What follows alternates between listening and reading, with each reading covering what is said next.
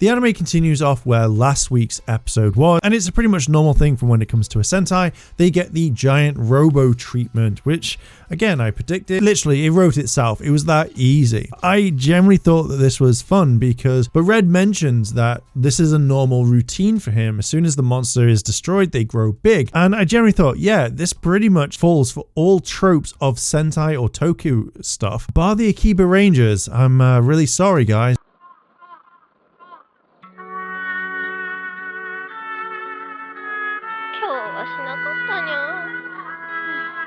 常識を覆す奴らだ。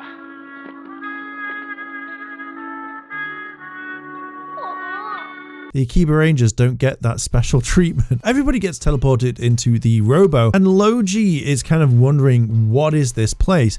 And I've got a feeling that we're going to get one more character to come. I'm hoping it's Silver, as I mentioned previously in my other video.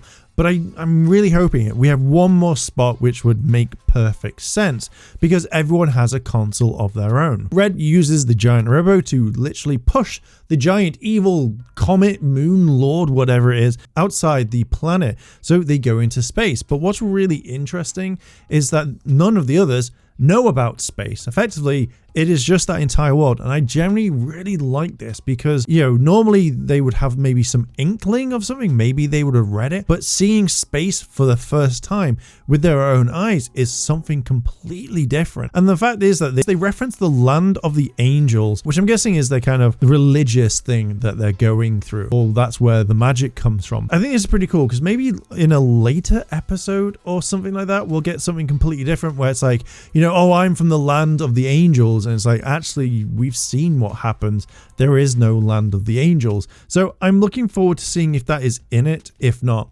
But one thing that I did like as well is Yidra as well as Taltina turn around and poke fun at Logi because, you know, he's just like, well, why am I here? And they're like, well, you formed a bond. And he's like, grr, type thing. And I like this. I think this is pretty cool. They give Logi the sword and he does his kind of finisher attack because he wants to repay the debt of actually seeing this brand new view that no one's seen.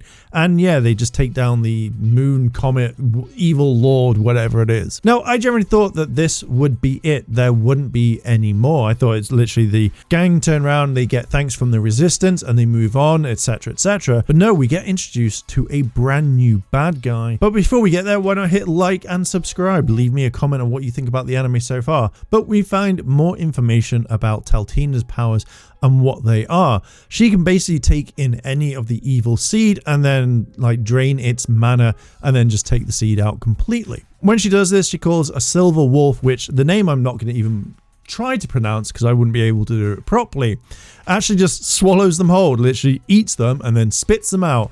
And I generally was like, okay, cool. That's definitely a way of doing it rather than like touching it and then suddenly like absorbing all of it. Now, if they did a toy line, I could definitely see the wolf being a plushie. I can definitely see them bringing out a morpher, maybe a gun and a play sword. I don't think we'd get the memorial treatment, but I generally would actually like the morpher because I think it's pretty cool. Red and Yidra love the wolf. They start petting it. And this is when Logi turns around and goes like, you know, oh, this is evil. Like they shouldn't be doing this. And I'm hoping that this trait disappears because it's really, really frustrating. But let's get rid of that because I don't like Logi that much at all. Taltina explains about the wolf, but says that she wants to keep things a secret. And Red knows about this as he had to keep the secret of his identity, of his powers, and the other Rangers as well. But after a week, yeah, he kind of gave that secret up. They do all say that they agree not to tell Taltina's power, but then this is when we meet the first main bad guy, which is Abu Dhabi. Abu Dhabi is the royal demon, and he's also one of 5, which you kind of really briefly see. You just see the shadows, the kind of silhouettes as you would. He and the others are the reasons why the demon seeds are about, that they are creating it, giving it to people. And we get this kind of like mini flashback to, I'm guessing, Taltina's mother being killed by a demon seed or by a demon, which then makes her angry about this. All the royal demons are trying to bring back their mother because they want to bring her back, which I'm guessing is going to be the big bad at the very end of the anime. But with this, we find out that they've not been around for centuries. So I'm guessing maybe we have them kind of scurrying about, doing little things that we wouldn't necessarily see, so that they're doing things behind the scenes. Everybody then suddenly jumps into action because Abu Dhabi actually goes straight for Teltina, and Red's like, nope, punch, try to kind of stop it. Abu Dhabi calls some seed monsters or mana seed monsters because he wants to kind of keep the heroes at bay. But inside these wasp-like creatures are the actual resistance. And Abu Dhabi says that he actually gave them all kind of inferior seeds because they wanted to keep their city safe, which again is a noble thing, but again is a bad thing when you're saying, hey, I'll give you that power, here's some seeds. You're all like birds. Why did I say birds like that? As the fights start happening, Teltina says to Logi, hey, I think you should go help Red. And literally, Logi's like, nah, I don't want to do it. I'm going to stay right here. Which then makes Teltina shout at him, which I want more to happen. I want her to literally scream at him constantly so that he actually gets it and he's not just being a dick like normal. So Logi agrees and rushes off to help Red. In the meantime, Ydra is using her magic to burn all the creatures to get knocked out. So therefore, Teltina's wolf will actually eat them and then spit them out. But this actually has a bad effect because she doesn't have anywhere to throw the mana out or to kind of store it. So it's just building up in her body. And as Ydra is saying like, oh, maybe we should get the sword, she's like, no, do not get the sword because Logi needs it to fight. The mana extraction takes a while, which again we'll see much later on. Abu Dhabi gets inside Red's head by talking about bonds, which makes Red stop for a while to kind of contemplate things and kind of like think about stuff, and kind of realizes that the evil monsters have bonds as well, and not all bonds are good and all that sort of jazz. But the main thing is Abu Dhabi just really wants to hurt people, so his mother would literally give him a pat on the back and a ham sandwich and say, there you go, you're doing well, son. This then causes Red to go into turbo mode to actually go and punch Abu Dhabi right in the face. Yeah, it doesn't kind of work because Abu Dhabi, a really fun name to say, uses his powers of sending multiple hands around Red, grabs Red completely, where Red's like, no, I'm still going to get you. You need more hands than this. But they also go around Logi and they all explode, which cause a lot of damage. And we see it in Red's suit.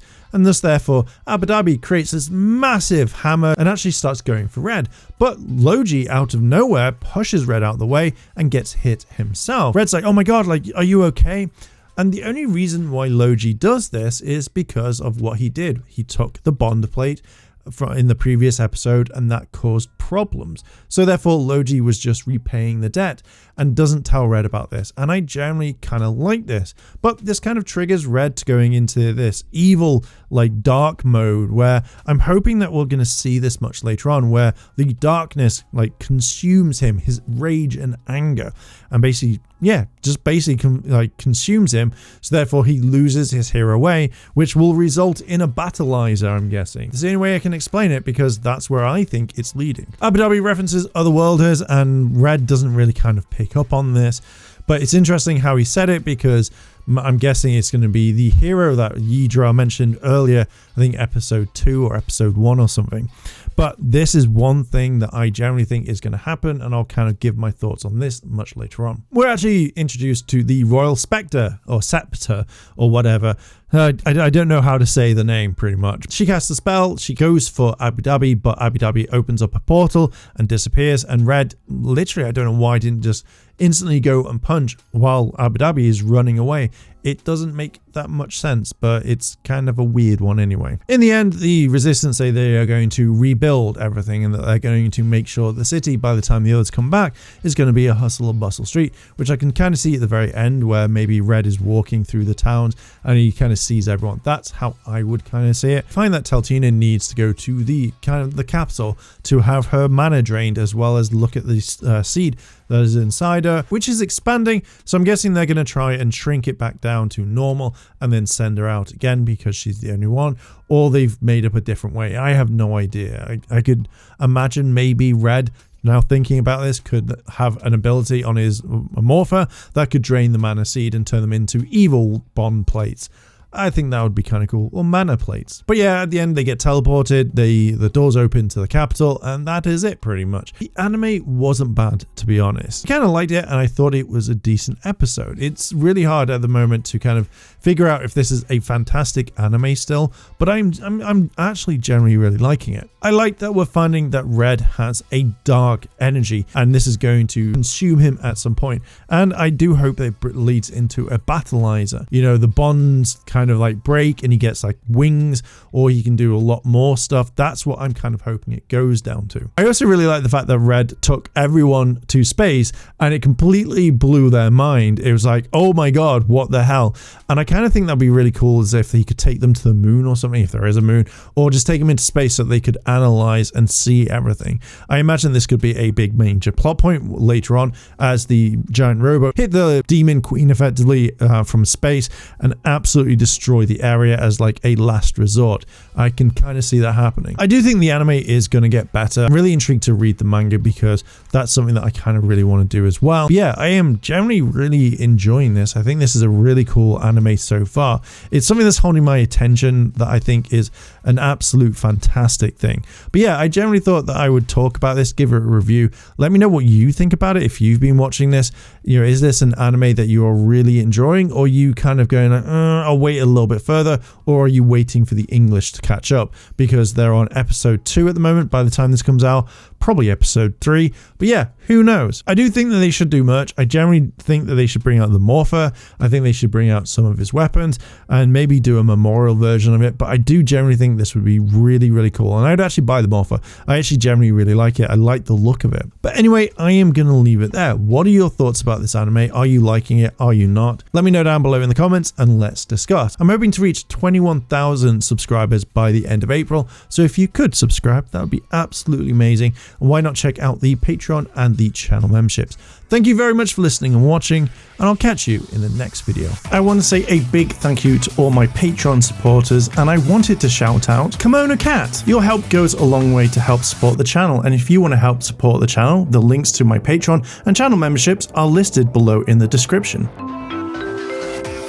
あらあら、チャンネルをサポートしてくれてありがとうございます。チャンネル登録、高評価お願いします。